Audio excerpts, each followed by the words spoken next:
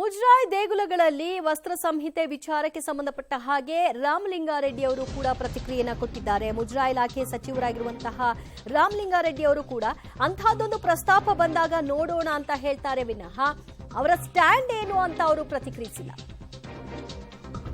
ಮುಜರಾಯಿ ದೇವಸ್ಥಾನಗಳಲ್ಲಿ ವಸ್ತ್ರ ಸಂಹಿತೆ ಎಲ್ಲೂ ಇಲ್ಲ, ಸರ್ಕಾರದ ಮುಂದೆ ಯಾವುದೇ ರೀತಿಯ ಪ್ರಸ್ತಾವನೆಗಳು ಬಂದಿಲ್ಲ, ಮುಂದಿನ ದಿನಗಳಲ್ಲಿ ಬಂದ್ರೆ ಆಮೇಲೆ ನೋಡೋಣ ಅಂತ ಹೇಳಿದ್ದಾರೆ.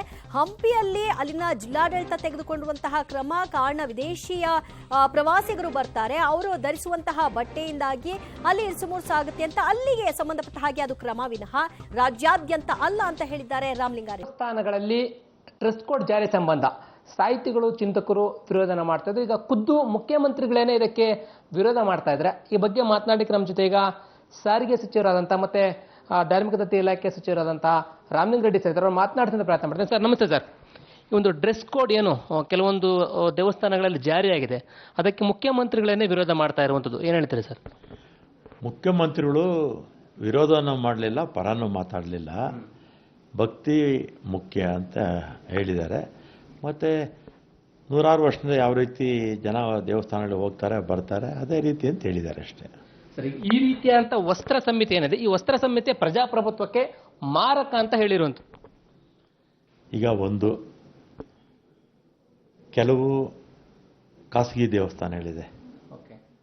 ಈಗ ಉದಾಹರಣೆಗೆ ಮಂತ್ರಾಲಯ, ಅದೇ ರೀತಿ ಧರ್ಮಸ್ಥಳ ಮತ್ತು ಇನ್ನು ಕೆಲವು ದೇವಸ್ಥಾನಗಳಲ್ಲಿ ಅದು ಮುಜರಾಯಿ ಸಂಬಂಧಪಟ್ಟಿದ್ದಲ್ಲ. ಅಲ್ಲೆಲ್ಲ ಕೂಡ ಪಂಚೆ ಉಟ್ಕೊಂಡು ಹೋಗಬೇಕು, ಮೇಲೆ ವಸ್ತ್ರ ಹಾಕ್ಕೋಬೇಕು ಅಂತ ಇದೆ. ಈಗ ತಕ್ಷಣಕ್ಕೆ ನಮ್ಮ ರಾಜ್ಯದ ಮುಜರಾಯಿ ದೇವಸ್ಥಾನಗಳಲ್ಲಿ ವಸ್ತ್ರ ಸಂಹಿತೆ ಎಲ್ಲೂ ಕೂಡ ಇಲ್ಲ. ಮೊನ್ನೆ ನಾನು ಪತ್ರಿಕೆಗಳಲ್ಲಿ ನೋಡಿದೆ, ಅಲ್ಲಿ ವಿಜಯನಗರ ಜಿಲ್ಲೆಯಲ್ಲಿ ಅಲ್ಲಿ ಹಂಪಿ ಬರುತ್ತೆ, ಅಲ್ಲಿ ವಿದೇಶಿ ಪ್ರವಾಸಿಗರು ಜಾಸ್ತಿ ಬರ್ತಾರಲ್ಲಿ. ಅವರೇನಾಗುತ್ತೆ, ಬರಮಡ ನಿಕ್ಕರು ಎಲ್ಲ ಹಾಕ್ಕೊಂಡು ಹೋಗ್ತಾರೆ ಅಂಥೇಳಿ ಅಲ್ಲಿ ಜಿಲ್ಲಾಧಿಕಾರಿಗಳು ಆ ದೇವಸ್ಥಾನದಲ್ಲಿ ಆ ರೀತಿ ಮಾಡಿದ್ದಾರೆ. ಇನ್ನು ಬೇರೆ ದೇವಸ್ಥಾನಗಳಲ್ಲೂ ಕೂಡ ಕೊಲ್ಲೂರು ಸೇರಿದಂತೆ ಬೇರೆ ಬೇರೆ ದೇವಸ್ಥಾನಗಳು ಕೂಡ ಈ ರೀತಿಯ ಅಂತ ನಿಯಮವನ್ನು ಅಲ್ಲಿ ಸ್ಥಳೀಯವಾಗಿ ಮಾಡ್ಕೊಂಡಿರುವಂಥದ್ದು ಸರ್.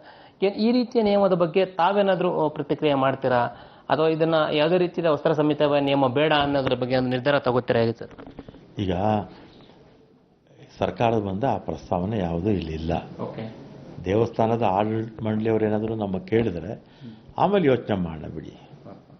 ಈಗ ಜಾತ್ರೆಗಳಾಗುತ್ತೆ, ದೊಡ್ಡ ದೊಡ್ಡ ಲಕ್ಷಗಟ್ಟಲೆ ಜನ ಸೇರ್ತಾರೆ. ಅಂಥ ಸಂದರ್ಭದಲ್ಲಿ ಇದು ಪರಿಪಾಲಿಸೋದು ಕೂಡ ಸ್ವಲ್ಪ ಕಷ್ಟನೇ ಆಗುತ್ತೆ. ಈ ಬಗ್ಗೆ ಮತ್ತಷ್ಟು ಮಾಹಿತಿ ಪಡೆಯೋಣ ನಮ್ಮ ಪ್ರತಿನಿಧಿ ಪವಿತ್ರ ಕಡ್ತಲಾಯಿಂದ. ಪವಿತ್ರ, ರಾಮಲಿಂಗಾರೆಡ್ಡಿ ಅವರಾಗ್ಲಿ ಅಥವಾ ಮುಖ್ಯಮಂತ್ರಿಗಳಾಗ್ಲಿ ಇದನ್ನ ಒಪ್ಪೋ ರೀತಿಯ ಮಾತುಗಳನ್ನ ಆಡ್ತಾ ಇಲ್ಲ, ಪ್ರಸ್ತಾವನೆ ಬಂದಾಗ ನೋಡ್ಕೊಳ್ಳೋಣ ಅಂತ ಹೇಳ್ತಿದ್ದಾರೆ. ಬಟ್ ಹಂಪಿ ವಿಚಾರಕ್ಕೆ ಬಂದಾಗ ಜಿಲ್ಲಾಧಿಕಾರಿಗಳು ತೆಗೆದುಕೊಂಡಿರೋ ಕ್ರಮ ಅಲ್ಲಿಗೆ ಸರಿ ಹೋಗುತ್ತೆ ಅಂತ ಹೇಳ್ತಾರೆ. ಇದು ಯಾವ ರೀತಿಯಾದಂತಹ ಸ್ಟ್ಯಾಂಡ್ ಆಗುತ್ತೆ? ಬಹುಶಃ ಇದು ದ್ವಂದ್ವ ನಿಲುವು ಅಂತ ಅನಿಸ್ತಾ ಇದೆ. ಈಗ ರಾಮಲಿಂಗಾರೆಡ್ಡಿ ಅವರ ಸ್ಪಷ್ಟನೆ ಏನು ಅಂದ್ರೆ, ಹಂಪಿಯಲ್ಲಿ ತೆಗೆದುಕೊಂಡಿರುವಂತಹ ನಿರ್ಧಾರ ಏನಿದೆ ಅದು ಸ್ಥಳೀಯ ಜಿಲ್ಲಾಡಳಿತ ತೆಗೆದುಕೊಂಡಿರುವಂಥದ್ದು. ಆದರೆ ಅದು ಮುಜರಾಯಿ ಇಲಾಖೆಗೆ ವ್ಯಾಪ್ತಿಗೆ ಒಳಪಡುವಂತಹ ದೇಗುಲ. ಆದರೆ ಮುಜರಾಯಿ ಧಾರ್ಮಿಕ ದತ್ತಿ ಇಲಾಖೆಯಿಂದ ಈ ನಿರ್ಧಾರ ತೆಗೆದುಕೊಂಡಿಲ್ಲ ಅನ್ನುವಂತಹ ಮಾತನ್ನ ಹೇಳ್ತಾರೆ. ಆದರೆ ಅದೇ ಮುಜರಾಯಿ ದೇವಸ್ಥಾನದಲ್ಲಿ ಆ ರೂಲ್ಸ್ ಅಂತೂ ಜಾರಿ ಇದೆ.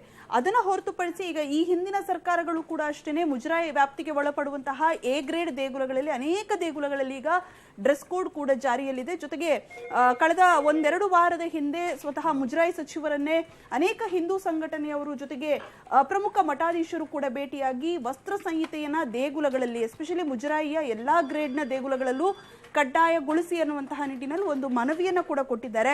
ಆದರೆ ಸ್ವತಃ ಸಿಎಂ ಈಗ ಇದಕ್ಕೆ ದೊಡ್ಡ ಮಟ್ಟದ ವಿರೋಧವನ್ನ, ಯಾಕೆ ಬೇಕು ಡ್ರೆಸ್ ಕೋಡ್, ದೇಗುಲಗಳಿಗೆ ಹೋಗ್ಬೇಕಾಗಿದ್ರೆ ಭಕ್ತಿ ಅಷ್ಟೇ ಬೇಕು, ಅದರ ಬದಲು ಯಾವ ವಸ್ತ್ರವನ್ನಾದ್ರೂ ಅವರು ಧರಿಸಲಿ ಅನ್ನುವಂತಹ ಮಾತನ್ನ ಹೇಳ್ತಾ ಇದ್ದಾರೆ. ಸೊ ಇದಕ್ಕೆ ಪೂರಕ ಎನ್ನುವಂತೆ ರಾಮಲಿಂಗಾರೆಡ್ಡಿ ಅವರು ಕೂಡ ಅಡ್ಡಗೋಡೆ ಮೇಲೆ ದೀಪ ಇಡುವಂತಹ ರೀತಿಯಲ್ಲಿ ಹೇಳಿಕೆಯನ್ನು ಕೊಡ್ತಾ ಇದ್ದಾರೆ.